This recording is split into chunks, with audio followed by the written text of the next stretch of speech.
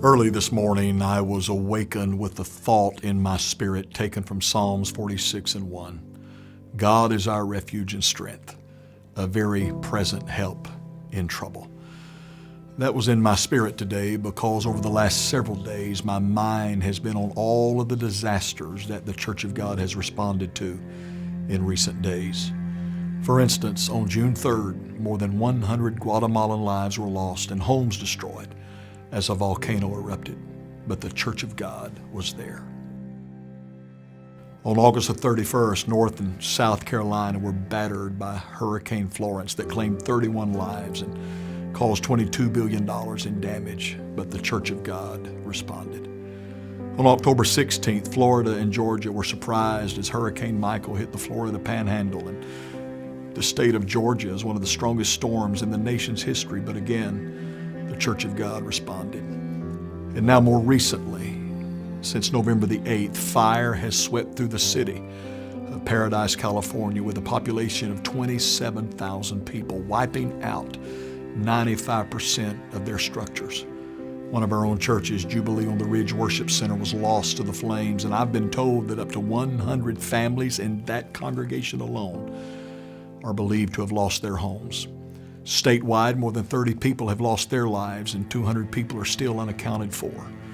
Another one of our churches, Rock of Life Fellowship with Pastors Alfredo and Debbie Romero, they've lost their home, and 15 families from their church have lost their houses as well. But I want to share my heart with you today and again say that the Church of God is there. In the last 2 years alone, we have averaged sending out over $1 million in relief assistance through our various agencies like Operation Compassion, Men and Women of Action, God's Pit Crew, our chaplaincy, as well as sending cash gifts to the leaders in these regions to distribute to these churches and their families. But I sit here today creating this video with the awareness that our funds are down to $25,000 in disaster relief. And I want to respond in a powerful way to the fires in California and some of these other disasters that continue to go on around the world. And we can only do that when Church of God people in North America and in other places throughout the world respond to our plea. And I'm making a plea today. You know, there's never a great time for anything like this to happen, and especially as you approach the holiday season, it's just really not a good time to ask for any kind of funds, but I have no choice. If we're going to respond and help the pastors in California, those still recovering in Florida and other locations, I need you today on this Sunday to take an opportunity to give through your local church a very special gift for disaster response in the Church of God. You may want to do it there from your home, and if you do, you can go to cogdisasterresponse.com.